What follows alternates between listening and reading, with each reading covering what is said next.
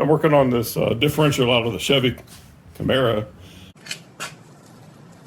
So I'm gonna put the Chevy differential on the scale, see how much it weighs. Feels like it might weigh about 100 pounds maybe. 96.5. I'll see what that is in kilograms. 43.8 kilograms.